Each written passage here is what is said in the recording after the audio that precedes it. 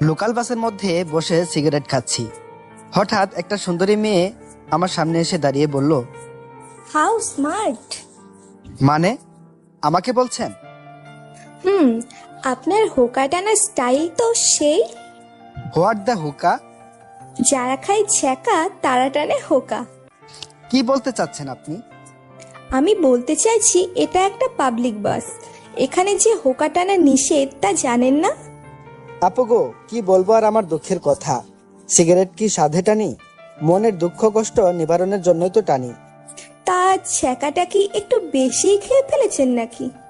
এই ছেড়ি, আমি সেকা খাইতে যাব কোন দুঃখে? কি বললেন আমায়? আপনি তো মানুষটা ভারী বেয়াদব। ও আপু, মাইন্ড করেন কেন? বললাম না আমার মনে অনেক দুঃখ, তাই কি বলতে কি বলে ফেলেছি, কিছু মনে করবেন না। বুঝলাম। তা আপনার মনে এত কিসের কষ্ট বলা যাবে? আর বললেন না গো আপু, এই অবুঝ শিশু দুধের বাচ্চাকে আমার আম্মু জোর করে বিয়ে দিতে চায়, তাই মনে অনেক দুঃখ। তা সেই দুধের বাচ্চাটাকে? কেন, আমাকে কি আপনার চোখে পড়ে না? কি আবার হবে, আমি নিজেই। হাসালেন মিয়া, আপনি দুধের বাচ্চা? আজ বিয়ে দিলে কাল ডজন খানেক দুধের বাচ্চা পয়দা করবে, আর ইনি নাকি দুধের বাচ্চা, ভাবা যায়? ধর ছেমবি, তুই আসলে বেশি কথা বলিস। ওই ছ্যামড়া, তুই আবার আমাকে ছেমড়ি বললি? আপু গো, খেপে যাচ্ছ কেন? আমি বললাম না আমার মনে অনেক দুঃখ, তাই কি বলতে কি বলে ফেলেছি মাথায় আসছে না, সরি। ঠিক আছে ঠিক আছে, এখন সরে বসেন, আমি বসবো। হায় আল্লাহ, একটুখানি ভালো করে কথা বলেছে দেখে এখন আমার পাশে বসবেন, তাই না? জানেন, আমি না এমনই, মেয়েরা আমাকে দেখলেই পটাতে শুরু করে দেয়। ভাব নিয়ে কথাটা বললাম। জি না মিস্টার, এটা আমার সিট, আপনি আমার সিটে বসে আছেন, এই যে দেখুন টিকিট। সো এখন সরে বসুন। নো প্রবলেম, নো প্রবলেম, আসেন বসেন। মেয়েটি বসার পরে, আচ্ছা, আপনি এই হোকাটা কবে থেকে টানেন? 24 বছর। কি? আপনার বয়স কয় বছর? 24 বছর কেন? তার মানে আপনি জন্মের পরে মায়ের পেট থেকে বের হবার পর থেকেই হোকা টানেন? আরে আমার কথাটা তো আগে শেষ করতে দিবেন নাকি? বলেন। মানে হলো, আমার জন্মের 23 বছর 11 মাস 29 দিন পরে থেকে আমি সিগারেট, মানে আপনার ভাষায় হুকা টানি। তার মানে আপনি আজকেই প্রথম খাইলেন? হ্যাঁ, ওই যে বললাম না আমার অনেক দুঃখ, এই দুধের বাচ্চাকে আমার আম্মু জোর করে বিয়ে দিতে চায়, তাই দুঃখ নিবারণের জন্য আমিও হুকার স্বাদটা নিয়ে নিলাম। হাই রে দুধের বাচ্চা রে, 24 বছরের বুড়ো নাকি দুধের বাচ্চা? একটা কথা বলি, বলেন। আপনি না অনেক দুষ্টু। এ কি, আপনি আমার নিকনেম জানলেন কি করে? মানে? মানে আমার নিকনেম হলো দুষ্টু, সকলে আমাকে দুষ্টু বলেই ডাকে। মেয়েটি আমার কথা শুনে রাগী চোখে তাকালো। মেয়েটার সাথে কথা বলতে বলতে আমার গন্তব্যস্থানে চলে আসলাম। প্রায় 2 ঘন্টা একসাথে বসে গল্প করলাম, আর মেয়েটির সাথে আমি দুষ্টুমি করলাম। শুধু যে আমি এই মেয়েটির সাথেই দুষ্টুমি করলাম তা কিন্তু নয়, আসলে আমি সবার সাথেই একটু দুষ্টুমি করি। বাসটা থেমে গেল। তাহলে আপনি থাকেন, আমি যাই। কই যাবেন? আরে আমার গ্রামে পৌঁছে গেছি, বাড়িতে যাব না। ও, তাহলে বাই। বাসের দরজার সামনে এসে মেয়েটাকে ডাক দিলাম, একটা কথা বলবো। জি বলেন। আপনি বলাতেই মেয়েটার চোখ মুখ হাস্যোজ্জ্বল হয়ে গেল। মনে করলো তাকে ভালো কোনো পদবি দেব, কিন্তু আমি। জি, আমি কি? আপনি না খুবই বাচাল টাইপের একটা মেয়ে, বলেই দিলাম দৌড়। মেয়েটা দেখলাম পিছন থেকে বলছে, কই, আমি বাচাল না, তুই বাচাল, তোর বাপ বাচাল, তোর 14 গোষ্ঠী শুদ্ধ সব বাচাল, হারামজাদা। কে শুনে কার কথা। আমি দৌড়ে বাড়িতে চলে আসলাম, কিন্তু একটা জিনিসের জন্য খুব আফসোস হচ্ছে। এত সুন্দর একটা মেয়ের সাথে এতটা পথ পাড়ি দিয়ে আসলাম, আর মেয়েটার নাম ঠিকানা কিছুই জানা হলো না। এরপর বাড়িতে এসে, কিরে বাবা, আয়সা পড়ছিস? Good boy. শোন, কালকেই কিন্তু তোর জন্য মেয়ে দেখতে যাব। আম্মু, আমি সবে বাসায় আসলাম, কোথায় খাইতে দেবে? তা না করে আমার বিয়ে নিয়ে পড়লে কেন? খাইতে দেবো মানে? আগে রুমে গিয়ে ফ্রেশ হয়ে আয়, তারপর খাবি। না, আগে খাবো তারপর রুমে যাব। আমার অনেক দুঃখ, তাই দুঃখের কারণে ক্ষুধা লেগে গেছে। কি করছিস তুই? আমি আগে জানতাম দুঃখের কারণে মানুষ খাওয়া দাওয়া ছেড়ে দেয়, আর তোর ক্ষুধা লাগছে। আম্মু। শোন, দুষ্টুমি সবার সাথে করলেও আমার সাথে করতে আসিস না, কারণ ভুলে যাস না, তুই যদি দুষ্ট হোস তাহলে আমিও দুষ্টুর মা। ক্ষুধা লাগছে, এখন খাইতে দাও। খাবার টেবিলে। আম্মু, আমার বিয়েতে মামা থাকবে না, তা কি কখনো হয়? আচ্ছা আম্মু, মামা কোথায় যেন থাকে? ওই কানাডা। কি? মামা কানা? কি বলছো এসব? আগে তো জানতাম না যে মামা কানা। হারামজাদা, তোর মামা কানা হতে যাবে কেন? তোর মামা থাকে কানাডাতে। ও, তাই বলো। আমি ভাবলাম মামাকে মনে হয় সত্যি সত্যি কানা বলছো। তোরে বলি এক কথা, তুই বুঝিস আরেক কথা। ভালোভাবে কোন জিনিসটা বুঝছিস বলতো? হ্যাঁ, বুঝি না। এখন খেতে দাও তো।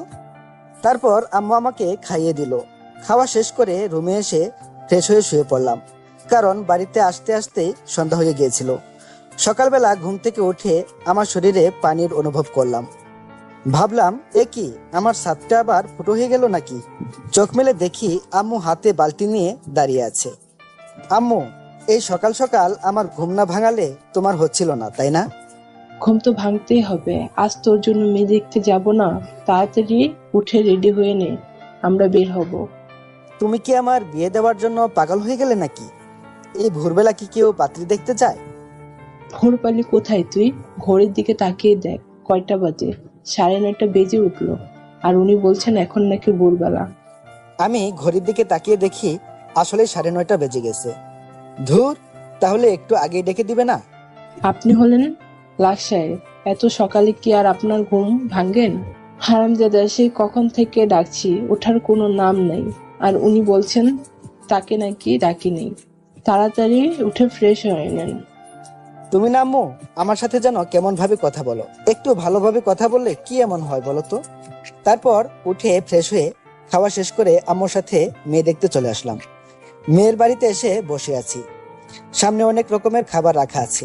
তার মধ্যে আমি একটা সিঙ্গারা হাতে নিয়ে খেতে খেতে মেয়ের মাকে বললাম, আন্টি, সিঙ্গারার ভিতরে যে পেঁয়াজগুলো দিয়েছেন, ওগুলো গোল করে না কেটে যদি 3 কোণা করে কাটতেন তাহলে আরো সুস্বাদু লাগতো, আর অন্যরকম একটা টেস্ট চলে আসতো এর ভিতরে।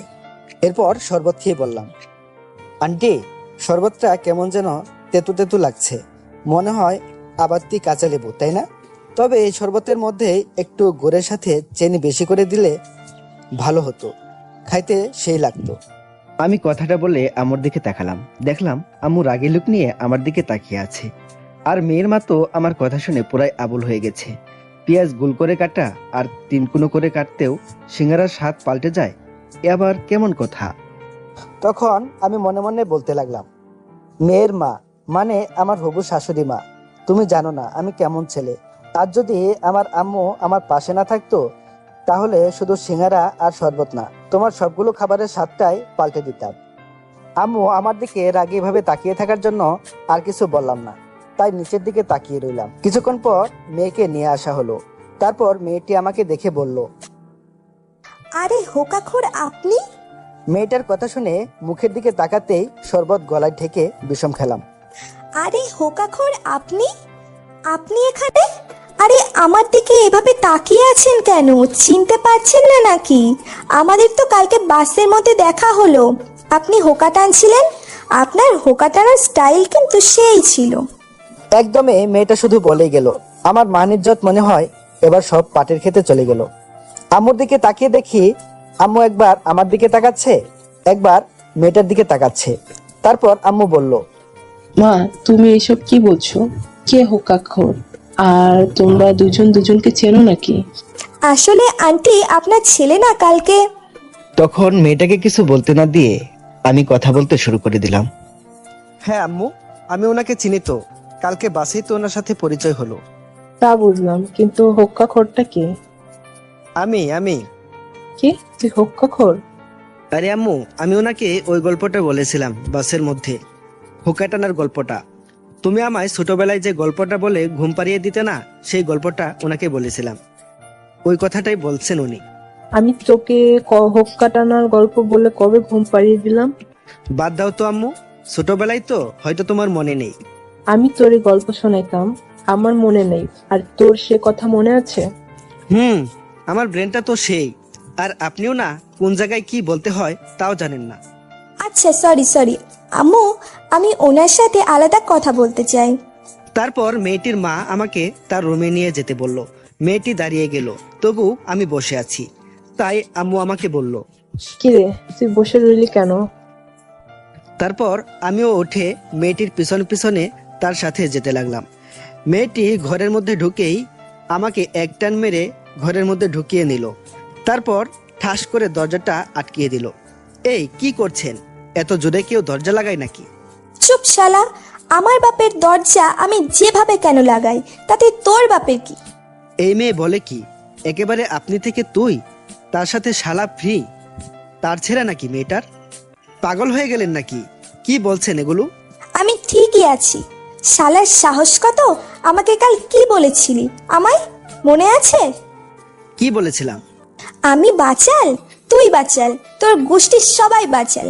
আর একটু আগে কি বললি? আমি জায়গা অনুযায়ী কথা বলতে পারি না, তাই না? ও, তার জন্য সরি। ঠিক আছে, এবারের মতো মাফ করে দিলাম। আর এখন থেকে আমার সাথে এইভাবেই কথা বলবি, মনে থাকে যেন। ঝেমরি, তুমি আমাকে এখনো চেনো না। তোর বাড়িতে আসছি তার জন্য যা মন চায় তাই করছিস, তাই না? দিন আমারও আসবে। এই দিন দিন না, আরো দিন আছে। এই দিন নিয়ে যাব সেই দিনেরও কাছে। এই তো গুড বয়। এখন বল, তুই বিয়ে করতে চাচ্ছিস না কেন? গফটপ আছে নাকি? আরে না, আমার মতো শিশু বাচ্চা ছেলে জিএফ পাবো কোথায়? থাকলেও ভুলে যা, আমায় এখন বিয়ে করবি তো? না।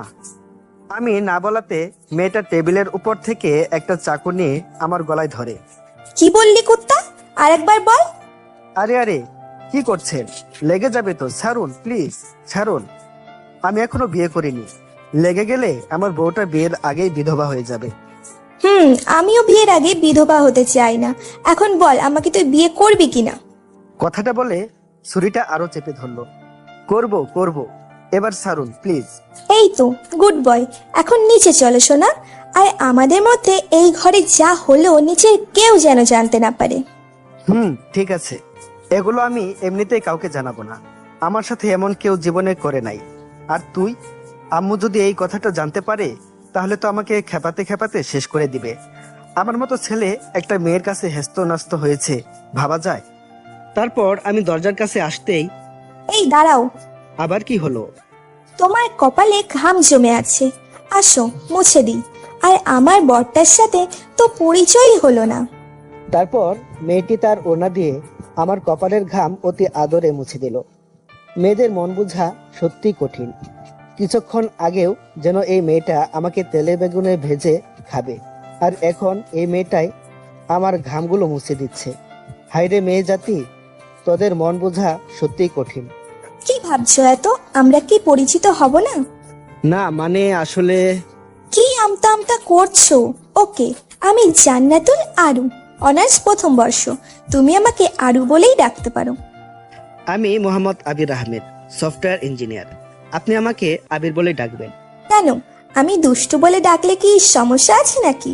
আর তুমিও আমাকে তুমি করেই বলবে, ঠিক আছে? হুম। এখন নিচে চলো।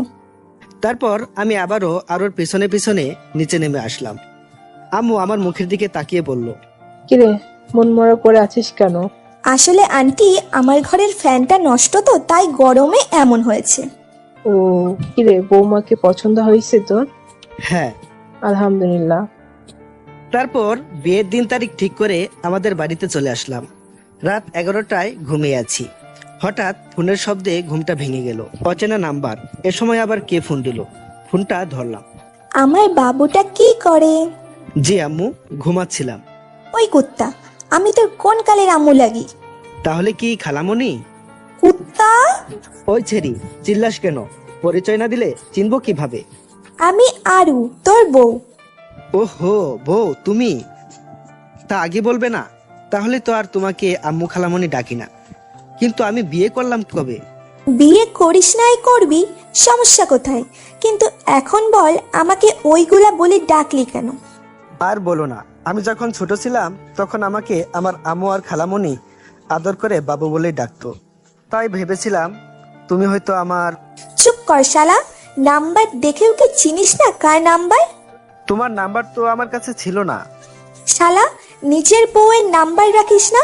তুই কেমন বল, আমার বোঝা হয়ে গেছে। আল্লাহ গো, তুমি যে আমার কপালে কি লিখে রাখছো। সরি বউ। চুপ, এখনই আমার নাম্বার বউ লিখে সেভ করবি।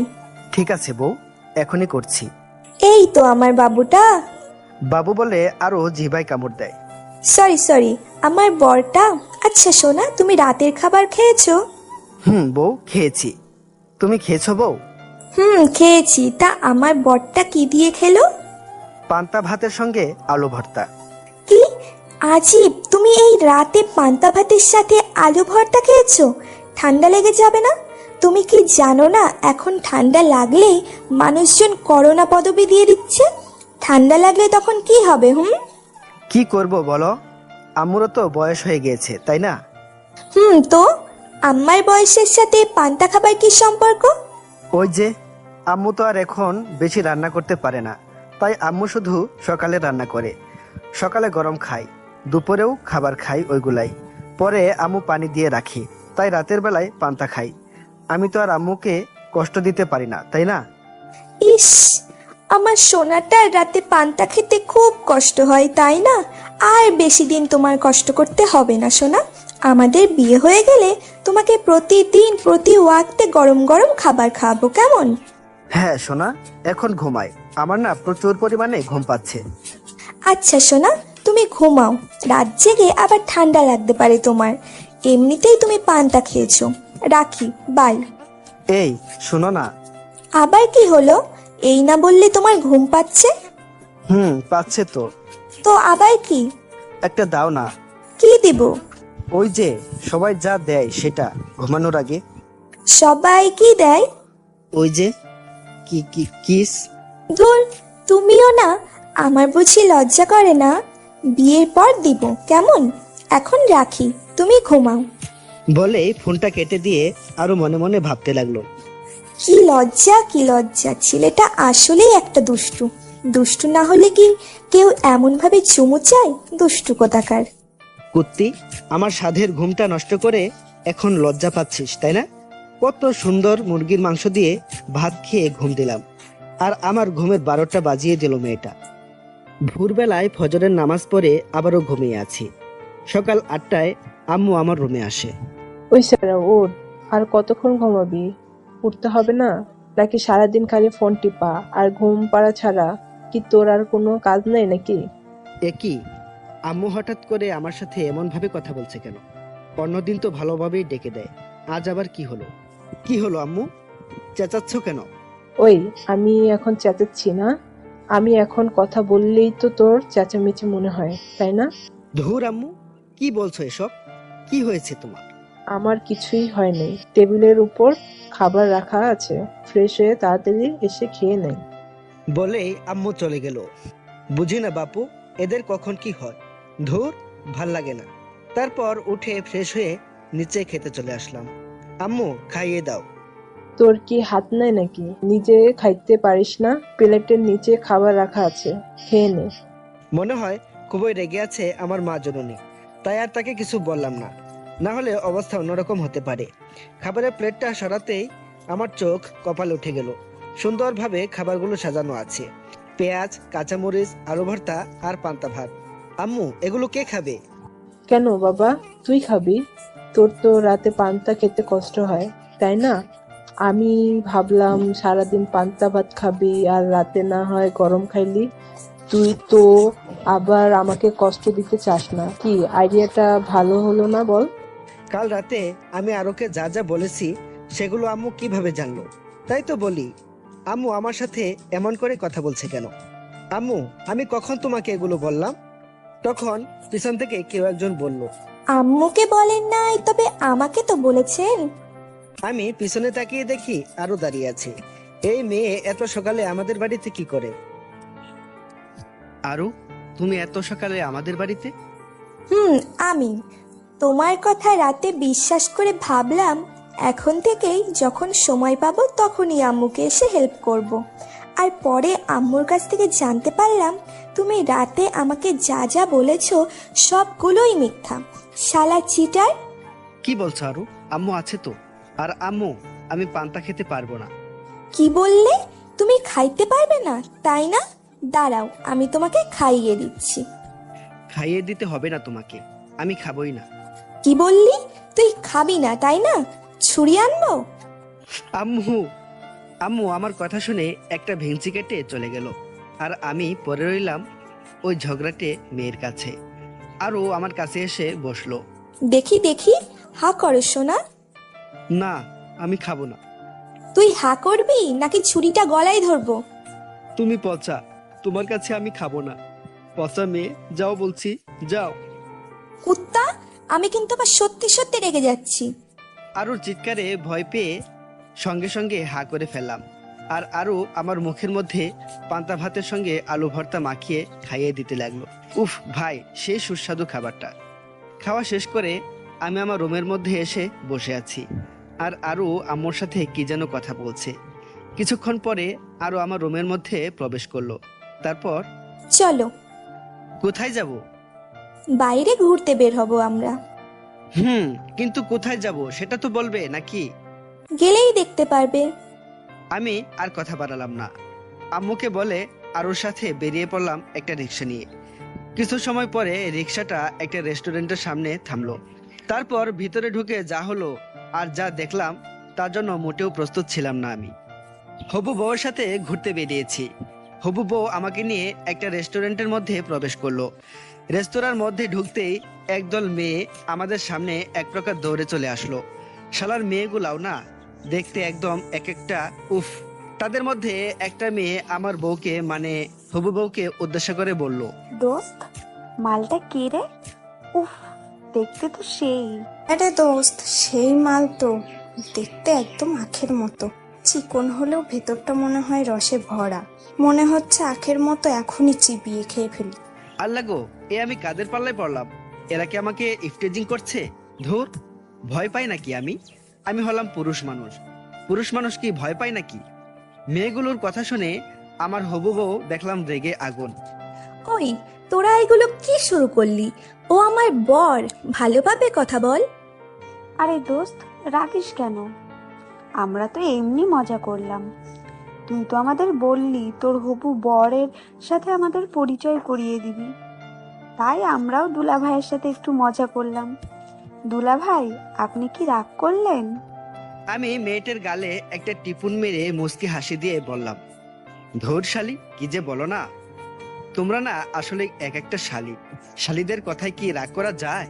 আপনি কি আমাদেরকে গালি দিচ্ছেন ভাইয়া? দেখো দেখো, শালিগুলো বলে কি? আমি তোমাদের গালি দিতে যাব কেন?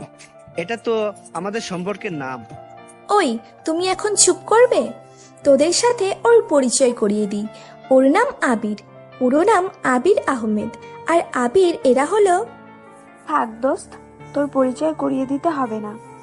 দুলা ভাইয়ের সাথে আমরা নিজেরাই পরিচয় করে নিচ্ছি। তারপর একটি মেয়ে সব মেয়ের সাথে আমাকে পরিচয় করিয়ে দিল। দুলা ভাই, আমি টিনা, আর ও মিনা, ও সিনা, ও বিনা, আর ও রিনা, ও হলো কণা। আর আপনি? জি, আমি জানি না। কি? ওহ সরি, আরো তো তোমাদের আমার কথা বললোই, তাই না? ও হ্যাঁ, আরু তো বললই। কিন্তু দুলা ভাই, আপনি যে কি বলবো, মন থেকে সবকিছু হারাই ফেলেছি। আবার কি হাত মিলিয়ে পরিচিত হবেন? না, থাক, তার আর দরকার নেই। তোরা থাক, আমরা এখন আসি। কি বলছিস দোস্ত? কিছু না, খাইয়েই চলে যাবি? কত আশা করে আসছিলাম, আজ পেট পুড়ে খাবো। অন্য একদিন খাওয়াবো, এখন তোরা থাক। তখন আরো মনে মনে বলতে লাগলো, শাকচুন্নির দল, আমার বরটাকে নিয়ে টানা হ্যাচটা শুরু করে দিয়েছিস। আর আমি তোদের খাওয়াবো, তাই না? কোন দিন খাওয়াবি সেটা তো বলে যা। আমার বিয়ের দিন সবাই আসিস আর পেট পুড়ে খেয়ে যাস। বাবুর্চিকে বলে তোদের জন্য একটা এক্সট্রা টেবিল রেখে দেব। যা যা মনে চায় খেয়ে নিস। এখন বাই। বলেই আরো আমাকে টানতে টানতে বাহিরে নিয়ে আসলো। আর মেয়েগুলোকে দেখে মনে হলো শালিকারা আজ 7 দিন হলো না খেয়ে আছে, আর খাবার পেয়েও তা হারিয়ে ফেললো। বাহিরে এসে আরো আমাকে বলল, ওই কুত্তা, তুই ওদের সঙ্গে অমন গা ঘেঁষে ঘেঁষে কথা বলছিলি কেন রে? নাকি তোর চরিত্রই এমন, শালা লুচ ক্যারেক্টার? ছি ছি ছি, আরো ছি। তুমি আমাকে এই কথাটা বলতে পারলে? আমাকে এত বড় অপবাদ দেবার আগে তোমার একবারও কথাটা মুখে আটকালো না? না, এ জীবন আমি আর রাখবো না। ওই ফিল্মি ডায়লগ ছাড়, তুই কি করতে পারিস তা আমার জানা হয়ে গেছে, শালার লুচু। দেখো, ওরা আমার শালীর মতন, তাই তো একটু দুষ্টুমি করলাম। আর ওরা যে আমাকে আখ বললো, আবার আমাকে চিবিয়ে খেয়ে ফেলতে চাইলো, কই তখন তো কিছু বললে না ওদের? ও, যত দোষ নন্দ ঘোষ, তাই না? ঠিক আছে ঠিক আছে, এবারের মতো মাপ করে দিলাম, এরপর থেকে কোনো মেয়ের দিকে তাকালে চোখ তুলে নিব। আমি তখন মনে মনে বলতে লাগলাম, হ্যাঁ, তোর বাপের দেওয়া যৌতুকের চোখ তো, তাই না, যে চাইলি আর তুলে নিলি। কিছু বললে? কই না, কিছু তো বলিনি। যা বললাম মনে থাকবে তো? হ্যাঁ, থাকবে। এই তো গুড বয়, এখন চলো আমরা ফুচকা খাবো। এই না, আমি ফুচকা খেতে পারবো না। কেন, সমস্যা কি? খেতে পারবে না কেন? তুমি ফেসবুকে ওই পোস্টটা দেখোনি? কোন পোস্টটা? আরে, ওই যে বড় ভাই পোস্ট করেছিল না। বড় ভাই বলেছিল, মামা আপনি কি টয়লেট করার পরে সাবান দিয়ে হাত ধৌত করেন? তখন ফুচকাওয়ালা মামা বলে, না মামা, তবে টয়লেট যাওয়ার আগে ভালোভাবে হাত ধুয়ে নিই, সারাদিন মরিচের কাজ করতে হয়তো। ছি, কি বলো এগুলা? সত্যি। ফুচকা আমার সব থেকে প্রিয়। তাহলে তুমি খাও, কিন্তু আমি খেতে পারবো না। তাহলে থাক, তুমি না খেলে আমিও খাবো না, পরে একদিন খাবো। এখন তাহলে আমাকে বাড়িতে নামিয়ে দিয়ে এসো। আচ্ছা চলো তাহলে। যারা ফুচকা ভালোবাসেন প্লিজ রাগ করবেন না, এটা শুধু মজা করার জন্যই বললাম।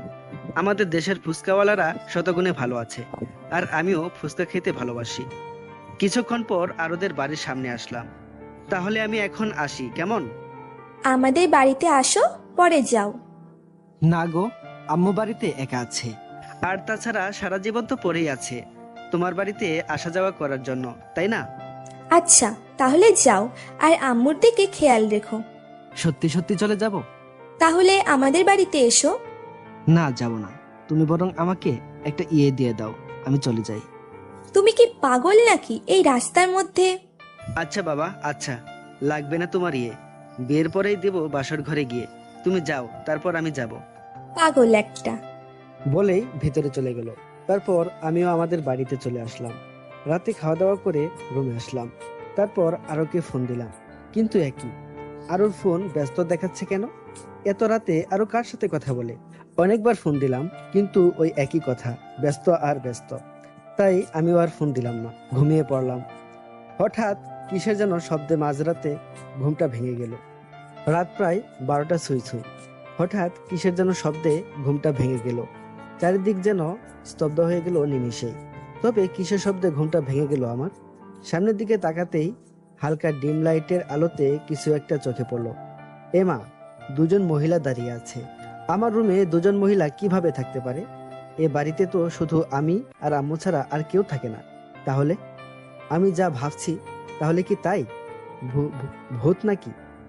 ভয়ে কিছু বলতেও পারছি না। কিছুক্ষণ পরে দেখতে পেলাম ঘরটা লাল, নীল, বেগুনি আরো অনেক রঙে রাঙিয়ে উঠল। ও মাগো, তাহলে কি এটা ভূত পেতনিদের গায়ের রং? না, আমি মরতে চাই না এই ভূতদের হাতে। কিছু একটা আমাকে করতেই হবে। কি করব? পেয়েছি। তাই শরীরে যতটা সম্ভব শক্তি আনা যায়, সব শক্তি এক জায়গায় করে দিলাম এক চিৎকার। ও মা গো, ভূত বাঁচাও! মাগো বাঁচাও! মেরে ফেললো আমায়, বাঁচাও! কেউ বাঁচাও আমাকে! আমার চিৎকার শুনে ঘরটা এমনি এমনি আলোকময় হয়ে উঠল, মানে কন্টেন্টের বাল্বটা জ্বলে উঠল। আর কে যেন দৌড়িয়ে এসে আমার মুখটা চেপে ধরলো আর বলতে লাগলো, happy birthday to you, happy birthday to you my dear Abir, happy birthday to you. আমি তো পুরাই অবাক। ঘরটার চারদিকে তাকিয়ে দেখি পুরো ঘরটা সুন্দরভাবে সাজানো। আর যে দুজন মহিলার কথা বললাম, তারা আর কেউ নয়। একজন আমার আম্মু, আর একজন আমার হবু বউ আরু। আজকে আমার জন্মদিন, আর আমারই মনে ছিল না। কিন্তু আরু কিভাবে জানলো যে আজ আমার জন্মদিন? আর এই প্ল্যানটাই বা কার? কি আবির, কেমন সারপ্রাইজ দিলাম বলো? রাখো তোমার সারপ্রাইজ। আমি কতটা ভয় পেয়ে গিয়েছিলাম সেটা জানো? তখন আরু এসে আমার কানটা ধরলো। আমার সোনাটা ভয় পেয়ে গেছে, সরি জানু। আরে আরে, কি করছো? সরি বলতে হবে না। আমি অনেক খুশি হয়েছি, কিন্তু এত কিছু কখন করলে আর কিভাবে করলে? আমি আর আম্মু মিলে প্ল্যান করেছি। সকালে তোমাকে খাওয়ানোর পরে তুমি যখন তোমার রুমে চলে গেলে, তখন আম্মু আমাকে বললো কাল নাকি তোমার জন্মদিন। তারপর সকালের ঘটনা। মা, কি বুঝলে আমার ছেলেটা কেমন? আম্মু ভালোই, তবে অনেকটা দুষ্টু। মা, আমার ছেলেটা দুষ্টু হলো, ওর মনটা অনেক ভালো। কারোর কখনো ক্ষতিও দেখতে পারে না। গরিব দুঃখীদের সাহায্য করতে চেষ্টা করে, ও যতটুকু সাধ্য আছে। সবার খুশিতে ও খুশি, আর সব সময় সবাইকে আনন্দ দেওয়ার চেষ্টা করে। আম্মু জানি, সেটা আমি প্রথম দিনই বুঝতে পেরেছি ওকে দেখে। তারপরও মা, আমার এই বজ্জাত ফাজিল ছেলেকে একমাত্র তুমি ঠিক করতে পারবে। দোয়া করবেন আম্মু। কালকে তুমি সকাল সকাল রেডি হয়ে আমাদের বাড়িতে আবার আসবে মা, কেমন? অনেক কিছু রান্না করতে হবে। কেন আম্মু, কোনো অনুষ্ঠান নাকি? কিসের অনুষ্ঠান? সে কি, ফাজিলটা তোমাকে কিছু বলে নাই? না তো। কালকে তো ফাজিলটার জন্মদিন, আর তোমাকে বলবোই বা কেমনে? ওর জন্মদিন কবে ওর নিজেরই মন থাকে না, তাই হয়তো বলে নাই। তাহলে একটা প্ল্যান করবেন আম্মু? তারপর আম্মুকে সবকিছু বুঝিয়ে বলি, আর কি কি আনতে হবে সেগুলোও বলি। তারপর তোমাকে আমি বাহিরে বেড়াতে নিয়ে যাই, আর সেই ফাঁকে আম্মু সব কিছু গুছিয়ে রাখেন। আমাকে না জানিয়ে এত কিছু করে ফেললে? তোকে বলতে যাবো কেন রে? আমার বৌমা থাকতো। ও, এখন আমার থেকে ওই পেতনিটা তোমার কাছে আপন হয়ে গেল, তাই না? আম্মু দেখছেন, আপনার ছেলে আমাকে পেতনি বলছে। ওই ফাজিল, আমার মেয়েটাকে একদম পেতনি বলবি না। ঠিক আছে। ওকে ওকে, আমরা আর আজকের এই দিনে ঝগড়া না করি। কেকটা তো কাটতে হবে নাকি? আয় তোরা। তারপর আমি, আম্মু আর আরো মিলে কেকটা কাটলাম। আম্মুকে প্রথমে আমি খাইয়ে দিলাম, তারপর আরোকে খাইয়ে দিলাম, তারপর তারা দুজনে আমাকে খাইয়ে দিল। আরো তো প্রথমে খাইয়ে দেওয়ার আগে আমার পুরো মুখ কেক দিয়ে মাখিয়ে নিল। মেয়েটা আমার মতোই দুষ্টু আর অনেকটাই মিশুক। আমি একটা জিনিস বুঝলাম না, মেয়েটা এত তাড়াতাড়ি কিভাবে আমাদের পরিবারের সঙ্গে নিজেকে মানিয়ে নিল। আমার সাথে এমন ব্যবহার করে যেন তার সাথে আমার 4-5 বছর প্রেম করার পরে বিয়েটা হচ্ছে। অনেক আনন্দ করলাম তিনজন মিলে। তারপর আম্মু, আমি তাহলে এখন আসি, কেমন? আরোর কথা শুনে আমার মনটা খারাপ হয়ে গেল। তুমি কি পাগল হয়ে গেলে নাকি মা? এত রাতে বাড়িতে কিভাবে যাবে? কিন্তু কোনো কিন্তু নয়, তুমি আমার সাথে এসো মা। আজ মা আমি দুজনে একসাথে ঘুমাবো, আসো। আরও আমার দিকে তাকিয়ে মুচকি হাসি দিয়ে বলল, ঠিক আছে আম্মু, চলুন। তারপর আরও আম্মুর সাথে আম্মুর রুমে চলে গেল, আর আমি পরে রইলাম আমার রুমে। আমিও শুয়ে পড়লাম, কিন্তু কিছুতেই ঘুম আসছে না। বিয়ের আগেই যদি বউ আমাদের বাড়িতে থাকে তাহলে কি ঘুম আসে বলুন? ইচ্ছে করছে আরোর সাথে ছাদে বসে ওই খোলা আকাশটা দেখি আর গল্প করি। আর ওকে কি একটা SMS দেব যাতে ছাদে আসে? যেই ভাবা সেই কাজ, দিলাম একটি SMS। বউ কি করো? আরও সঙ্গে সঙ্গে রিপ্লাই দিল, আমার বরটার কথা ভাবি। আমার বর এত দুষ্টু কেন? তাহলে কি দুষ্টুমি ছেড়ে দেব? না, কখনোই না। এইভাবেই সারাটা জীবন আমার সাথে দুষ্টুমি করে যাবে। কি পারবে না? খুব পারবো। ঘুমাবে না? ঘুম তো আসছে না গো, কি করব? তাহলে শুধু শুয়ে থাকো, ঘুমাতে হবে না। ছাদে আসবে, ওই খোলা আকাশটা দেখতাম দুজন মিলে আর গল্প করতাম আমাদের ভবিষ্যৎ নিয়ে। আমারও তো যেতে মন চাচ্ছে, কিন্তু আম্মু। আম্মু ঘুমায়নি এখনো? ঘুমিয়েছে তো। তাহলে এসো, আমি ছাদে বসে আছি। কিন্তু আরে কোনো কিন্তু নয়, এসো তো, আমি তোমার জন্য অপেক্ষা করছি। ঠিক আছে, আসছি, দাঁড়াও তুমি। রাত 2:30 ছাদে বসে বসে আরুর জন্য অপেক্ষা করছি। মেয়েটাকে সেই কখন আসতে বললাম, কিন্তু তার আসার কোনো নামই নেই। একে তো রাত, তার উপর ছাদের মধ্যে। একা একা ভয় লাগে না বলুন? না, কি করব এখন? ফোনটাও তো ঘরে ফেলে এসেছি, না হলে ফোন করে জানা যেত। আসতে তো দেরি হচ্ছে কেন? এতক্ষণের অবসান ঘটিয়ে কেউ একজন তার নরম কোমল মসৃণ হাত আমার কাঁধের উপর রাখলো। পিছনের দিকে না তাকিয়েই আমি বলে ফেললাম, এতক্ষণ আসলে আরু? সেই কখন থেকে একা একা বসে আছি।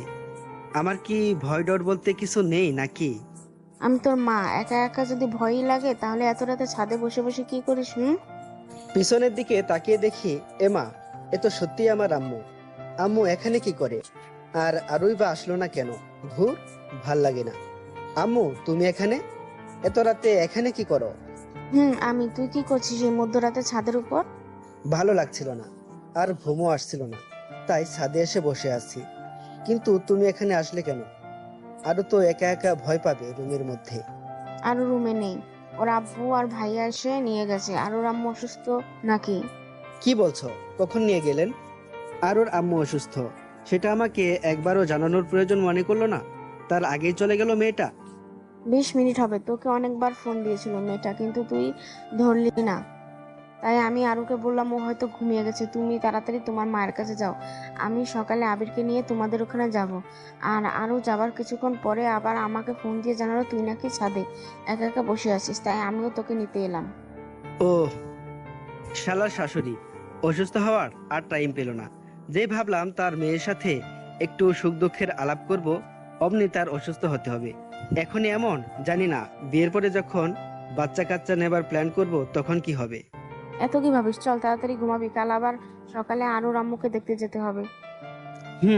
তবে আম্মু, আমার মাথাটা না অনেক ব্যথা করছে। আমি আজ তোমার রুমে শুব, তোমার কুলেতে, আর তুমি আমার মাথায় হাত বুলিয়ে দিবে। আচ্ছা ঠিক আছে, এবার তো চল। তারপর আম্মুর সাথে আম্মুর রুমে চলে আসলাম। আমি আম্মুর কোলে মাথা রেখে শুয়ে আছি, আর আম্মু আমার মাথায় হাত বুলিয়ে দিচ্ছে। আম্মুর কোলে শুয়ে থাকতে থাকতে কখন যে ঘুমিয়ে পড়লাম বুঝতেই পারলাম না। ভোরবেলায় আম্মুর মুখে কোরআন তেলাওয়াত শুনে আমার ঘুমটা ভাঙলো। কি রে, বসে আছিস যে? যা রুমে গিয়ে উজু করে এসে আগে নামাজ আদায় করে নি। ওকে আম্মু। তারপর নিজের রুমে এসে নামাজ পড়ে নিলাম। তারপর আম্মু কিছু টুকিটাকি বাড়ির কাজ করে নিল। তারপর সকালে খাওয়া দাওয়া করে আরুদের বাড়ির দিকে রওনা হলাম। সকাল 9টা। আরুদের বাড়ির সামনে দাঁড়িয়ে আছি। কলিং বেল দিতেই দরজাটা খুলে গেল। সামনে আরু দাঁড়িয়ে আছে। মনে হয় আমাদের অপেক্ষাতেই এতক্ষণ দরজার সামনে দাঁড়িয়েছিল। আম্মু আসেন, ভিতরে আসেন। আমাকে ভিতরে আসতে বলবে না? শুধু আম্মুই কি ভিতরে যাবে? তাহলে আমি কি আবার চলে যাব? তোমাকে কে চলে যেতে বললো? আমি কি একবার বলেছি তুমি চলে যাও? তা বলনি, কিন্তু ভিতরে তো একবারও আসতে বললে না আমাকে, শুধু আম্মুকেই বললে। দেখেছেন আম্মু, আপনার ছেলে কতটা হিংসুটে, আপনাকেও হিংসা করছে। তোরা আবারও শুরু করলি? তোদের দেখছি সাপ বেচের সম্পর্ক, দেখা হলে ঝগড়া করিস। আমি ভাবছি সারা জীবন তোরা একসাথে কিভাবে থাকবি। আম্মু, এটাকে বলে ভালোবাসা। ও তুমি বুঝবে না, তাই না আরু? আমার কথা শুনে মনে হলো মেয়েটা লজ্জা পেয়েছে। মরে যাই মরে যাই, কি লজ্জা কি লজ্জা। তুই আর ভালো হলি না। আরু মা, চল তো, তোর আম্মুর রুমে নিয়ে চল আমাকে। আম্মু আসেন, আর আপনিও আসেন। চলেন। তারপর আরোর সাথে আরোর আব্বা আম্মুর রুমে চলে আসলাম। এসে দেখি একটা মহিলা, মানে আমার হবু শাশুড়ি, চিত হয়ে শুয়ে আছেন। আসসালামু আলাইকুম আপা, এখন কেমন আছেন? ওয়ালাইকুম আসসালাম আপা, এখন ভালো। আম্মা গো, আপনার কি হয়েছে আম্মা? একবার শুধু বলেন আম্মা, আপনার এই অবস্থার জন্য কে দায়ী? আপনার এমন হাল আমার দেখতে হবে আমার এই চোখ দুটো দিয়ে, তা আমি মানতে পারছি না গো আম্মা। এটা দেখার আগে আমার চোখ অন্ধ হলো না কেন? হায় আল্লাহ, কি বলতে কি বলে ফেললাম। আল্লাহ, তুমি আমার এই দোয়াটা তুলে নাও আল্লাহ। আমি এখনো বিয়ে করিনি, আমি কানা হতেও চাই না গো আল্লাহ, মাফ করে দাও আমার। তারপর এই কথাগুলো বলে আরোর দিকে তাকালাম। দেখলাম মেয়েটা একদম ইমোশনাল হয়ে পড়েছে। আরও আমার দিকে ছলছল চোখে তাকিয়ে আছে। আরও ভাবছে আমি তার মাকে কতটা সম্মান করি, ভালোবাসি। এদিকে আরুর আম্মু ইমোশনাল হয়ে পড়েছেন, কিন্তু আমার আম্মু ঠিকই ধরতে পেরেছেন যে এটাও আমার দুষ্টুমি ছাড়া আর কিচ্ছু না। বাবা, এত উত্তেজনা হওয়ার কিছু হয়নি আমার, তুমি উত্তেজনা হয়েও না বাবা, সব ঠিক হয়ে গেছে। আপনি কি বলছেন আম্মা? আপনার এত বড় একটা অসুখ করলো, আপনি মরতে মরতে বেঁচে উঠলেন, আর বলছেন কিছুই হয়নি? আমার কথা শুনে সবাই আমার দিকে অবাকের উপর অবাক দৃষ্টিতে তাকালো। আবির, এগুলো কি বলছো তুমি? উনি মরতে যাবেন কেন? আরো মামনি, তুমি ওকে নিয়ে তোমার রুমে যাও তো, তোমার আম্মুর সাথে আমার কিছু কথা আছে। ঠিক আছে আম্মু। তারপর আরুর সাথে আমি ওর রুমে চলে আসলাম। আরুর রুমে ঢুকতেই ও দরজাটা বন্ধ করে দিয়ে দৌড়ে এসে আমাকে জড়িয়ে ধরে হাউমাউ করে কান্না করতে লাগলো। আরুর কাণ্ড দেখে তো আমি অবাক। এই মেয়েটার আবার কি হলো? আমার সোনাটার আবার কি হলো? কাঁদছো কেন এভাবে জানো? আবির, তুমি আমাদের পরিবারকে নিয়ে এতটা ভাবো? তুমি সত্যিই অনেক ভালো Abir. I love you Abir, I love you so much. বাহ, এইটুকুতে এত কিছু! সামান্য একটু কান্না করার জন্য এত সম্মান পেলাম। ভাবতেই কেমন যেন নিজেকে গর্বিত মনে হচ্ছে নিজের উপর। আই লাভ ইউ টু জানু। এবার তো আমাকে ছাড়ো, জামাটা তো ভিজে গেল। না, ছাড়বো না। এখন তোমার ওই গোলাপি রঙের ঠোঁট দুটো আমার দখলে নিয়ে নিব। বলেই আরও ওর মিষ্টি ঠোঁট দুটো আমার ঠোঁটের সাথে মিশিয়ে দিল। আর ওর ওই গোলাপি রঙের ঠোঁটের সাথে আমার ঠোঁট দুটো আটকে আছে। শুধু যে আটকে আছে তা বললে ভুল হবে, কারণ দুজনের রেসপন্স যেন বেড়েই চলেছে। দুজনের একজনেরও ছাড়ার কোনো নামই নেই। তার সাথে আরও ঠোঁটের সাথে আমার ঠোঁট বাড়ি খাওয়ার কারণে এক অন্যরকম শব্দের সৃষ্টি হচ্ছে। এই শব্দটার কারণে একজন আরেকজনের উপর যেন আরো মাতাল হয়ে পড়ছি। আমাদের অনুভূতি আকর্ষণ যেন ক্রমশ বৃদ্ধি পাচ্ছে। আরো ঠোঁটটা যেন আমাকে আরো তার কাছে টানছে, সাথে আরো সারার পাত্রী নয়, আরো যেন আমাকে আষ্টে পৃষ্ঠে জড়িয়ে ধরে তার রেসপন্স বাড়িয়ে তুলছে। দুজনেই ভেসে বেড়াচ্ছি অজানা এক সুখের রাজ্যে। আমাদের এই মাতাল করা মুহূর্তটার ছেদ ঘটিয়ে কে যেন দরজায় কড়া নাড়তে লাগলো। হ্যাঁ, এটা আর কেউ নয়, আমার আম্মু। আবির, আমাদের এবার যেতে হবে। তুই প্রায়, আমি আরো আম্মুর ঘরে তোর জন্য অপেক্ষা করছি। আম্মুর ডাকে যেন আমাদের দুজনের হুঁশ ফিরল। তারপর আমরা একজন আরেকজনকে এক ঝটকায় ছেড়ে দিয়ে সিটকে দুজন ঘরের দুদিকে চলে গেলাম। আরও সোজা তার বিছানার উপর গিয়ে বালিশের মধ্যে মুখ লুকিয়ে ফেললো। আর আমি দরজার সামনে গিয়ে আবার একটা বিষয় মনে করে থেমে গেলাম। আম্মু, তুমি একটু অপেক্ষা করো, আমি আসছি। আমি বিছানার কাছে আরো সামনে এসে দাঁড়ালাম। তারপর একটা হাত আরুর কাঁধের উপর রেখে আরুকে ডাকলাম। আরু। আরুর কাঁধে হাত রাখতেই ও যেন কেঁপে উঠল। আর আমি ওর নাম ধরে ডাকতেই ও লাফ দিয়ে উঠে আমাকে আষ্টে পৃষ্ঠে জড়িয়ে ধরে আমার বুকের মধ্যে মুখ লুকিয়ে ফেললো। বুঝতে আর বাকি রইল না যে মেয়েটা প্রচুর পরিমাণে লজ্জা পেয়েছে। আমি আর ওর মাথার উপর হাত রেখে ওর ঘন কালো চুলগুলোর মধ্যে আমার আঙুলগুলো বলাতে বলাতে বললাম, আরু, এই আরু, কি হলো? মেয়েটা কিছুই বলছে না, একদম নিশ্চুপ। হয়তো কাজটা করার জন্য অনেকটা লজ্জা পেয়েছে। আমি আবারও বললাম, আমার বউটা কি লজ্জা পেয়েছে? অনেকটা। বাহ, আমার ঝগড়াটে বউটা দেখিয়ে লজ্জাও পায়। তা আরেকবার হবে নাকি বউ? তোমার ঠোঁট দুটো কিন্তু সেই পরিমাণে মিষ্টি। যা দুষ্টু, সারাদিন শুধু দুষ্টুমি না? আমার বুঝি লজ্জা করে না? এত লজ্জা কোথা থেকে পাও শুনি? আর লজ্জা পেলে হবে না তো, যা হওয়ার তা তো হয়ে গেছে। দেখি একবার আমার মুখের দিকে তাকাও তো, আমার বউটাকে এক নজর দেখে তারপর যাই। এবার আরও আমার মুখের দিকে মায়া ভরা দৃষ্টিতে তাকালো, সাথে তার চাহনিতে ভয়ের আভাটাও স্পষ্ট দেখতে পেলাম। আরও মায়া ভরা দৃষ্টিতে আমার দিকে তাকিয়ে বলল, যেতে হবে মানে? কই যাবে? বাড়িতে যেতে হবে না? আম্মু তো ডেকে গেল আমাকে। এক্ষুনি চলে যাবে? আমাকে দুহাতে জড়িয়ে ধরে আরো কথাটা বলল। হ্যাঁ সোনা, আম্মু তো তাই বলল। তাছাড়া বাড়িতে আম্মু অনেক কাজ রেখে এসেছে, সেগুলো গিয়ে করতে হবে। ঠিক আছে, তাহলে যাও। রাগ করলে নাকি বউ? কাল তো আবার দেখা হচ্ছেই। আমি কারোর উপর রাগ করিনি। ঠিক আছে, তাহলে যাওয়ার আগে কি আরেকবার হয়ে যাবে সোনা? যা হবে সব বিয়ের পরে। এখন তুমি যাও তো। বলেই আমাকে ধাক্কিয়ে ঘর থেকে বের করে দিয়ে দরজাটা লাগিয়ে দিল। আমি বেচারা নিরুপায় হয়ে আরুর আম্মুর রুমে চলে আসলাম। তারপর আম্মুকে ডেকে বললাম, আম্মু চলো এখন। আমার কথা শুনে দুজনে আমার দিকে তাকালো। আমাকে দেখেই তাদের মুখটা যেন অন্যরকম হয়ে গেল। আমার দিকে তাকিয়ে আরুর আম্মু ও আমার আম্মু একজন আরেকজনের মুখের দিকে তাকালেন। কি হলো, বাড়িতে যাবে না নাকি? ও হ্যাঁ, চল।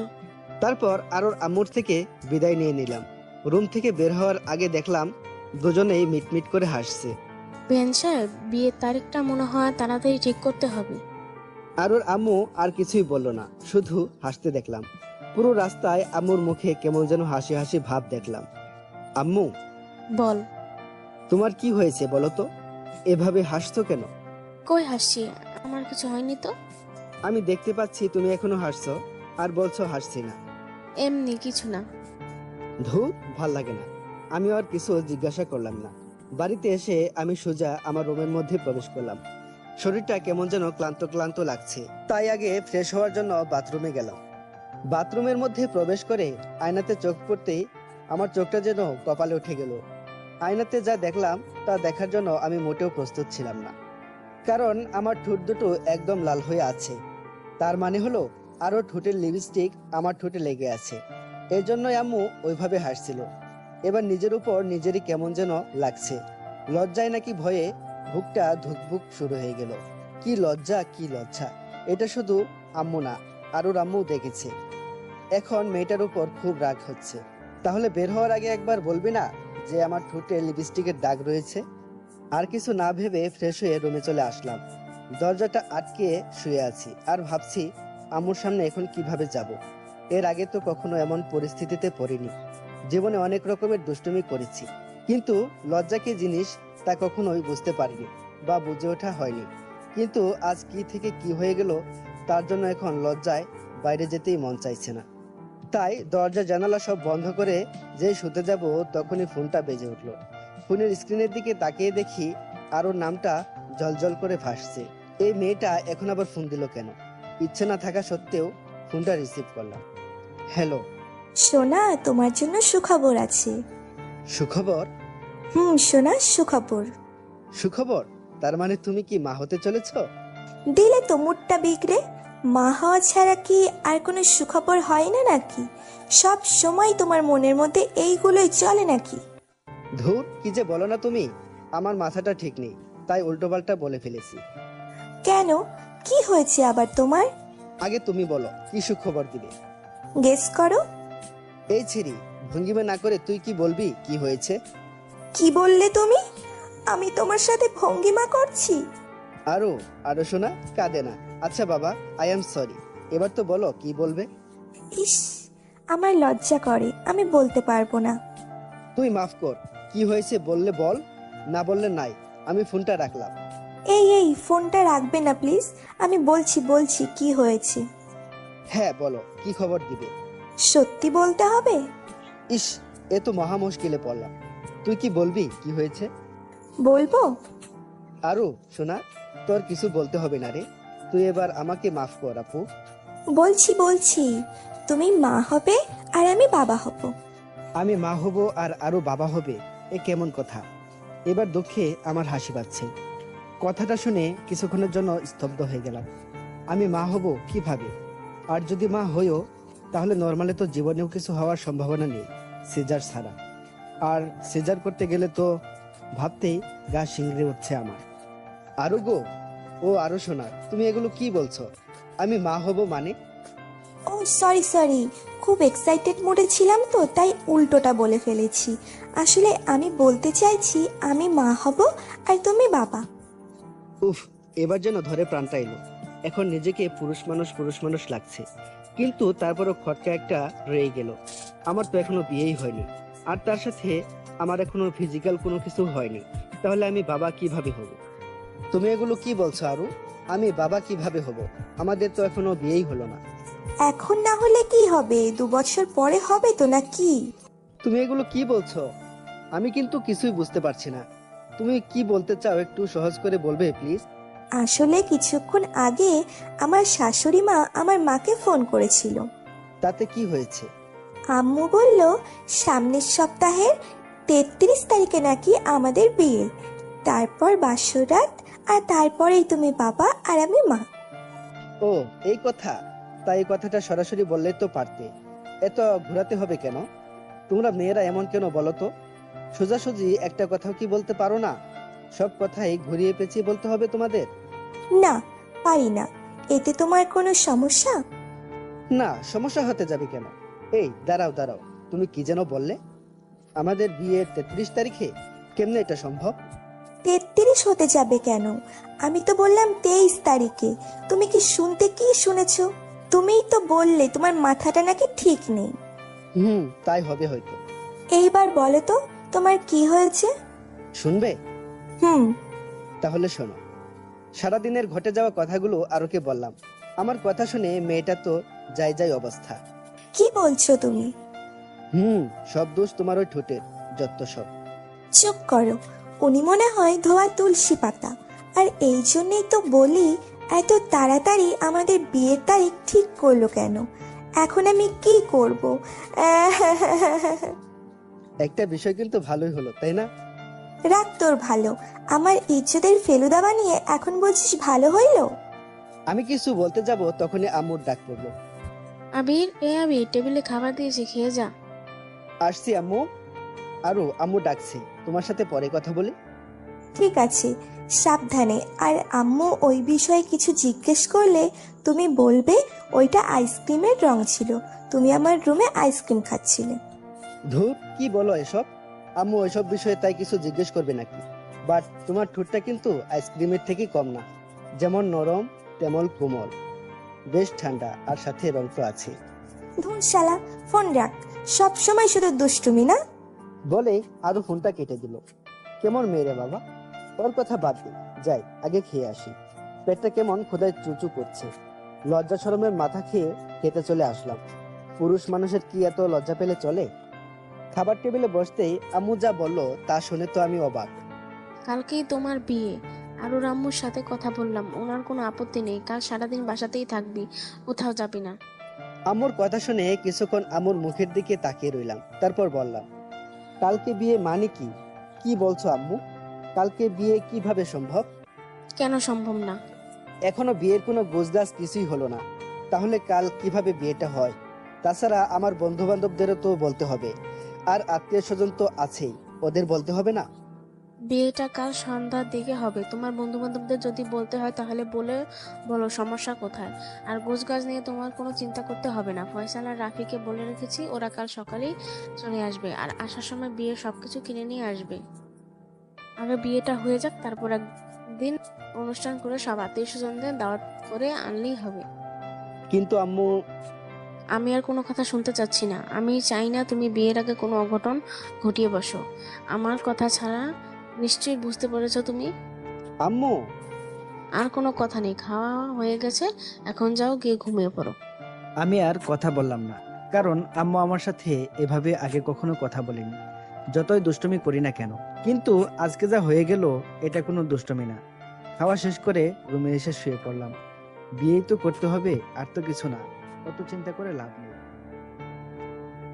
আমার মাথা ভীষণ ব্যথা করছে, ভালোভাবে একটু টিপে দাও তো। মাত্রই তো রান্না করে আসলাম, এখন আবার তোমার মাথা টিপে দিতে হবে? ওই কুত্তা, তোরে কি বললাম, কানে যাচ্ছে না? বললাম না আমার মাথা ব্যথা করছে, মাথা টিপে দে তাড়াতাড়ি। আরে শোনা, রাগ করো কেন? আমি তো তোমার সাথে মজা করলাম। এই তো এক্ষুনি তোমার মাথা টিপে দিচ্ছি। দাও। তারপর আরুর মাথা টিপে দিলাম। সবেমাত্র রান্না করে এসে একটু বসতে যাব, আর অমনি নাকি ওর মাথাটা ধরে গেল। বিয়ে করে বিয়ের পর থেকে একটা দিনও শান্তি পেলাম না। হয়েছে, দেখো তো, বাবু মনে হয় টয়লেট করেছে, যাও ওগুলো পরিষ্কার করে এসো। বউ, যাচ্ছি। তবে 20টা টাকা দিবে, দরকার ছিল। 20 টাকা? ইস, এত টাকা দিয়ে কি করবা? হ্যাঁ, আসলে একটু স্টলে যেতাম চা খাওয়ার জন্য। অনেক দিন হলো তো, আমার কাছে কোনো টাকা নেই। যদি দিতে খুবই উপকার হতো আমার। ঠিক আছে ঠিক আছে, আগে যাও, বাবুর টয়লেট পরিষ্কার করে আসো, তারপর দিব। ঠিক আছে বউ, আমি এক্ষুনি যাচ্ছি। একটু পর। বউ, হয়ে গেছে। এই তো, গুড বয়। এখন টাকাটা দাও। কিসের টাকা? তুমি না বললে বাবুর টয়লেট পরিষ্কার করলে আমাকে 20 টাকা দিবে? তাহলে? ছি আবির, কি বলছো তুমি? নিজের সন্তানের টয়লেট পরিষ্কার করার জন্য টাকা নিবে? ছি আবির, ছি। আমি থাক, আর আমি করতে হবে না। এই নাও তোমার 20 টাকা। ধন্যবাদ বউ। আজ কতদিন পরে যে হাতে টাকা পেলাম তা ঠিক মনে নেই। টাকা পেয়ে খুশিতে বাকবাকম হয়ে চা খাওয়া আর আড্ডা দেওয়ার জন্য বাড়ি থেকে বেরিয়ে আসলাম। উদ্দেশ্য রফিক মামার চায়ের স্টল। বাইরে বের হতেই দেখি একটা ছেলে তার আম্মুকে বলছে, আম্মু, আমি দুধ খাবো না আম্মু, দুধ খেলে আমার বমি বমি পায়। কি? দুধ খাবি না, ডিম খাবি না, খাবিটা কি? হ্যাঁ, তুইও কি ওই আবিরের মতো রোগা চেঙ্কু হতে চাস নাকি? দেখিস না আবিরের বউ আবিরকে কেমন ধমকের ওপর রাখে। আর যদি আবির একটু স্বাস্থ্যবান হতো, তাহলে কি ওর বউ ওকে অত ধমকাতে পারতো? বল, তুই কি চাস? তোর বিয়ের পরে তোর বউ তোকে এমন ধমকের ওপর রাখুক? না আম্মু, তাহলে আবিরের মতো না হতে হলে কি করতে হবে? দুধ ডিম খেতে হবে। এই তো গুড বয়। আম্মু, আমি যদি দুধ ডিম খাই তাহলে আমার বউ আমাকে বকবে না তো? না বাবা, বকবে না। এই যে গুঁড়ো দুধ কিনে নিয়ে যাচ্ছি, এটা বাড়িতে নিয়ে গিয়েই খেতে হবে কিন্তু। ঠিক আছে আম্মু। আম্মু, হাতের তালুতে একটু দুধ দাও না, চেটে চেটে খাই। তাদের মা ছেলের কথা শুনে মনে হলো আমার বুকের বাঁ পাশের হৃদয়টা ঘুরতে ঘুরতে ডান পাশে চলে আসছে। এই ব্যথাটা আর সহ্য করতে পারলাম না। বুকের ভিতরে চিনচিন ব্যথাটা বাড়তে লাগলো। না, এর প্রতিশোধ আমাকে নিতেই হবে। তাই তাদের সামনে গিয়ে দাঁড়ালাম। আমাকে দেখে ছেলেটা বলল, আম্মু আম্মু, দেখো যে ভাইয়াটা প্রতিদিন তার বউয়ের হাতে মার খায় না, সেই ভাইয়াটা। ভাইয়া ভাইয়া, একটা অটোগ্রাফ দিন না, আসুন আমরা একটা সেলফি তুলি। এতক্ষণ যা হলো তা মুখ বুজে সহ্য করা গেল, কিন্তু এই কথাটা আর নিতে পারলাম না। আমি একটু চিকন বলে কি সবাই আমাকে নিয়ে উপহাস করবে নাকি? বউ আমাকে দিয়ে রান্না করাবে, টয়লেট পরিষ্কার করাবে নাকি? ঘরের বউ কথায় কথায় বকবে, ঝাড়ির উপর রাখবে নাকি? বউ বকলে এক কথা, কিন্তু বাহিরের লোক, তাও আবার একটা পিচ্ছি। না, আর নিতে পারলাম না। জোরে একটা চিৎকার করে ছেলে ও ছেলের মাকে দিতে লাগলাম ঘুষি, আর বলতে লাগলাম, না, তোদেরকে আজ আমি ছাড়বো না। মা ও ছেলেকে আচ্ছা মতো দিলাম। ছেলের নাকের উপর মেরে নাকটা ফাটিয়ে দিলাম। নাক দিয়ে ঝিমঝুম করে রক্ত পড়তে লাগলো। ছেলের মা তা দেখে আমার চুলের মুঠো ধরে এগালে ওগালে দিতে লাগলো। হঠাৎ চোখের উপর মনে হয় রক্ত পড়তে লাগলো। রক্তটা মুছে চোখটা খুলে তাকিয়ে যা দেখলাম, তা দেখার জন্য আমি মোটেও প্রস্তুত ছিলাম না। চোখটা খুলে তাকিয়ে দেখি মা আর ওই ছেলেটা নেই। আমার সামনে দাঁড়িয়ে আছে রাফি আর ফয়সাল, আমার চাচাতো ভাই ও মামাতো ভাই। ফয়সালের নাক দিয়ে সমানে রক্ত পড়ছে, আর রাফির হাতটা বেঁকা হয়ে আছে। আমি এগুলো দেখে তাদের দিকে করুণ দৃষ্টিতে তাকিয়ে বললাম, রাফি ভাই তোরা, আর আমি এখানে কেন? আর তোদের এমন অবস্থা কেন? শালা বেয়াদব, এতক্ষণ থাপড়েয়া শালা, এখন বলছিস আমাদের এমন অবস্থা কেন? ফয়সাল, সম্মান দিয়ে কথা বলো। আমি তোমার থেকে 9 বছরের বড়, সে কথা কি মনে আছে? তোর সম্মানের মায়েরে বাপ, আমাদের কি অবস্থা করেছিস সেটা একবার চোখ খুলে ভালোভাবে দেখ। দেখ ভাই, আমি তো আর এগুলো ইচ্ছে করে করিনি, তাই না? রাগ তোর ইচ্ছে, শালা লুচ্চা। তোর জীবনে বিয়ে হবে না, আর বিয়ে হলেও জীবনের সুখ কি জিনিস তা চোখে দেখবি না। তোর বউ তোকে দিয়ে কাপড় কাচাবে, বাসন মাজাবে, ঘর ঝাড়ু দেয়াবে, টয়লেট পরিষ্কার করাবে, বাচ্চা কাচ্চা হলে তাদের তেনা কাথা দোয়াবে। তোর বউ তোকে দিয়ে পাও টিপাবে, আর পা টিপায় যদি এদিক সেদিক হয় না তাহলে উষ্টা মেরে ফেলে দিবে। না ভাই না, আর বলিস না ভাই। তোদের কথা তোরা ফিরিয়ে নে ভাই। আমি এত কিছু যে সহ্য করতে পারবো না। প্লিজ ভাই, তোরা আমার ধর্মের ভাই। না না, তোরা আমার মামাতো চাচাতো ভাই। ফিরিয়ে নে ভাই, প্লিজ প্লিজ। আচ্ছা যা, ফিরিয়ে নিলাম, এখন গুনে গুনে 15,000 টাকা দে। কি, তোদের বদদোয়ার দাম 15,000 টাকা? ভাই, তোরা একটা বদদোয়ার দোকান খুললেই তো পারিস, এতদিনে কোটিপতি হয়ে যেতি। বদদোয়ার টাকা হতে যাবে কেন? তোর বিয়ের যে জিনিসগুলো কিনে আনলাম সেটার টাকা দে। তুই যে কিপটে শালা, তুই দিবি বদদোয়ার টাকা? হা হা হা। ও, এই কথা। যা, টাকা দিবনি, বাকি রইলো। বিয়ের 15 দিন পরে নিস, হালখাতা করবনি। টাকার সাথে বিরিয়ানি ফ্রি। কি ভাইয়া, সত্যি সত্যি কি আমাদের বিরিয়ানি খাওয়াবে? ভাই, সত্যি সত্যি খাওয়াবো। শালা ফকিরের দল, এতক্ষণ যাতা বলে গালি দিচ্ছিলি, আর খাওয়ার কথা শুনে তুই থেকে তুমি হয়ে গেলাম। আর আমি তো জানি আম্মু তোদেরকে এসব কেনার জন্য টাকা দিয়েছে। আমার সাথে চালাকি করা না বাচ্চা ধনেরা, তোমাদের জালে তোমাদেরকেই ফাঁসালাম। ধন্যবাদ ভাইয়া, এইগুলো নাও আর তাড়াতাড়ি ফ্রেশ হয়ে রেডি হয়ে নাও। বড় আম্মুর অর্ডার, সেই কখন আমাদেরকে পাঠিয়েছে, আর তোমার পাত্তাই নেই। ফুপুমণি যখন তখন আসতে পারে, তাড়াতাড়ি রেডি হও, আমাদের আবার বেরোতে হবে। তোরাও যা, তোরাও রেডি হ, আমি আসছি এক্ষুনি। তারপর ওরা চলে গেল। আমি ফ্লোরের উপর বসে গভীর ধ্যানে আচ্ছন্ন হলাম। তাহলে আমার সাথে যা যা ঘটলো সবই স্বপ্ন ছিল। উফ, খুব বাঁচা বেঁচে গেছি। কিন্তু বিয়ের পরে কি ওইসব সত্যি সত্যি হবে নাকি আমার সাথে? না, ভাবতে গাটা কেমন যেন কাটা দিয়ে উঠছে।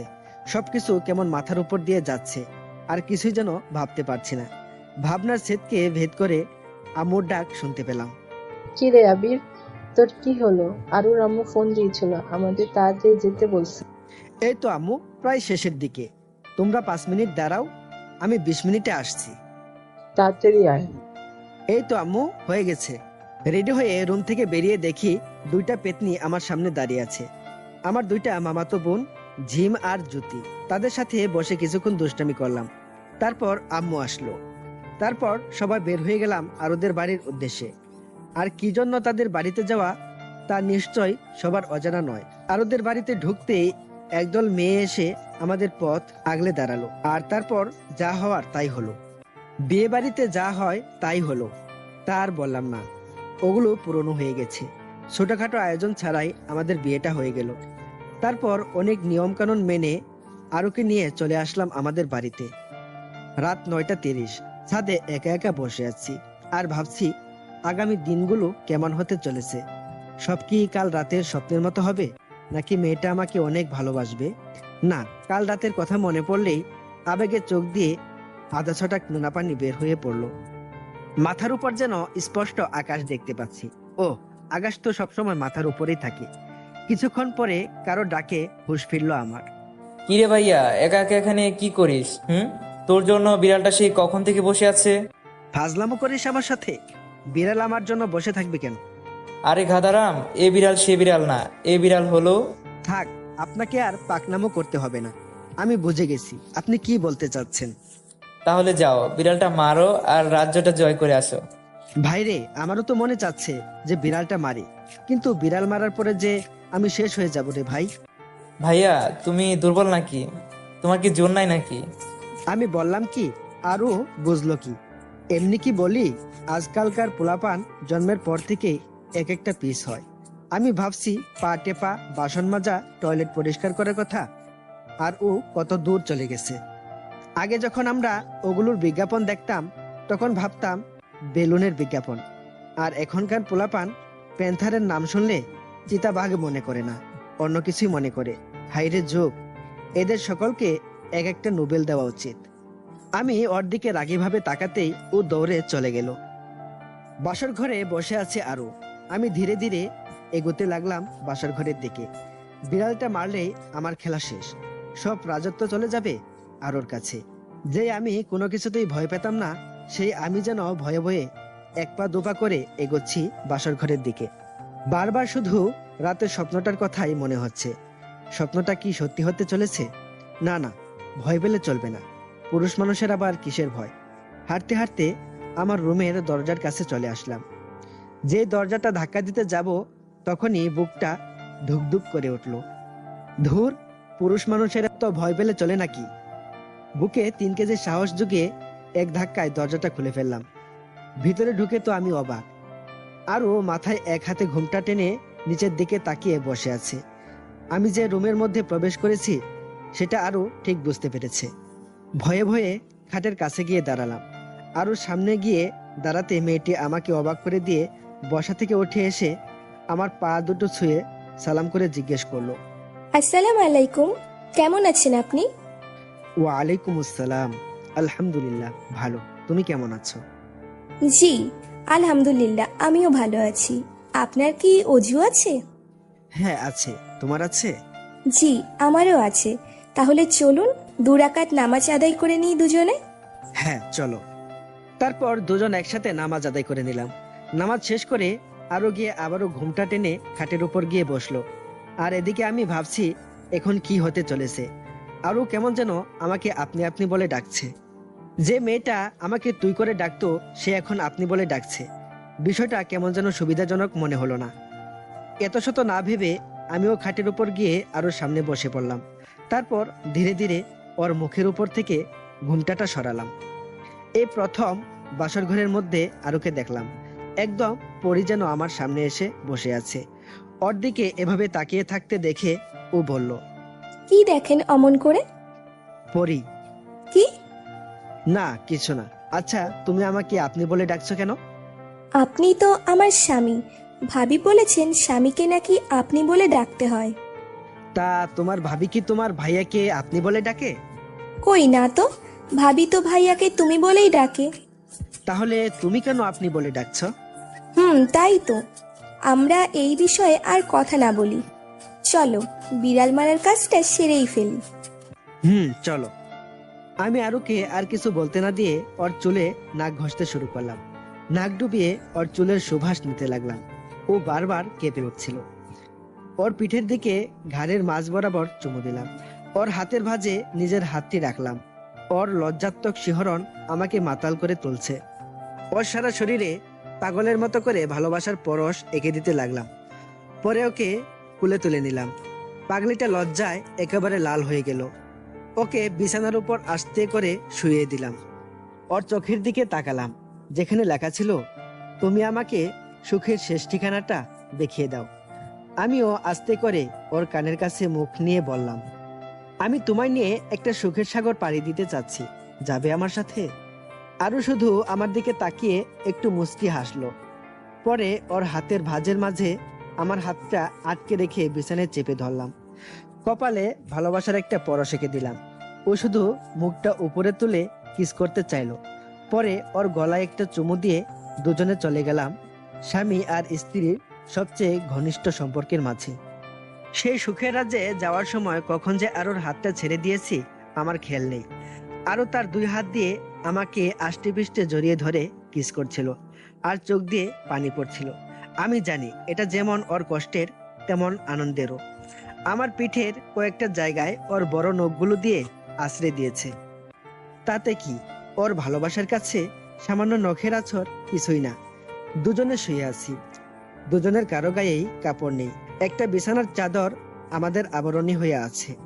এক অজানা সুখের সাগর থেকে যেন দুজনে ঘুরে আসলাম। এভাবেই হাসি খুশিতে আর রোমান্টিক ভালোবাসার মাধ্যমে 5টি বছর কেটে গেল। আমাদের একটা ফুটফুটে মেয়ে হয়েছে। ওর নাম রেখেছি আলিয়া। মেয়েটা খুব ঝগড়ুটে, একদম ওর আম্মুর মতো। দুষ্টুও বটে, ঠিক আমার মতো। যেমন দুষ্টুমি করে ঠিক তেমনই ঝগড়া করে, তবে আমার সাথে অতটা ঝগড়া করে না। আর ওর সাথেই বেশি সময় ঝগড়া করে। মা মেয়ের ঝগড়া দেখি আর সেই লেভেলের হাসি, একদম প্রাণ খুলে হাসি। আম্মু কি করো? দেখছিস না কি করছি? রান্না করছি, দেখতে পাচ্ছিস না? আম্মু তুমি আমাকে বকো কেন? তুমি খুব পচা। হ্যাঁ, আমি তো পচাই। এই বাড়িতে তো শুধু তুই আর তোর আব্বু ভালো, তাই না? হ্যাঁ, আব্বু তো ভালোই। আব্বু আমাকে চকলেট কিনে দেয়। মামুনি, তোমার আম্মু অনেক পচা, তাই না? আম্মু পচা, আম্মু পচা। আমি পচা না? ঠিক আছে, দেখা যাবে কে পচা আর কে ভালো। রাতে দুজনের একজনকেও আমার কাছে শুতে দেব না, তখন যেন এই পচা আম্মু আর পচা বউটার কাছে না আসা হয়। এই দেখেছো মামুনি, তোমার আম্মুর কি রাগ দেখেছো? একটু দুষ্টুমি করা যাবে না তোমার আম্মুর সাথে? করা তো যাবেই না। আব্বু আম্মু আমাকে একটা ভাই এনে দাও না, আমি ওর সাথে খেলবো। ঠিক আছে মামুনি, এনে দেব। এই আরো চলো না, আলিয়ার জন্য একটা ভাই নিয়ে আসি। আবির, তোমার সব সময় শুধু দুষ্টুমি, তাই না? দুষ্টু ছেলে কোথাকার। বউ, এই দুষ্ট ছেলের দুষ্টুমি আজ রাতে আবার তোমাকে দেখাবো, কেমন? আমিও দেখতে চাই তুমি কেমন দুষ্টুমি জানো। ঠিক এভাবেই দুষ্টুমিষ্টি ঝগড়া আর রোমান্টিক ভালোবাসার মাধ্যমে আমাদের সুখী জীবনটা চলতে থাকে। এই যে বন্ধুরা, গল্প শেষ করে কমেন্ট না করে চলে যাচ্ছ, এইটা কিন্তু ঠিক না। তাড়াতাড়ি কমেন্ট করো। আর যারা এখনো আমাদের চ্যানেলটি সাবস্ক্রাইব করো নাই, জলদি করে সাবস্ক্রাইব করে আমাদের চ্যানেলের একজন মেম্বার হয়ে যাও প্লিজ।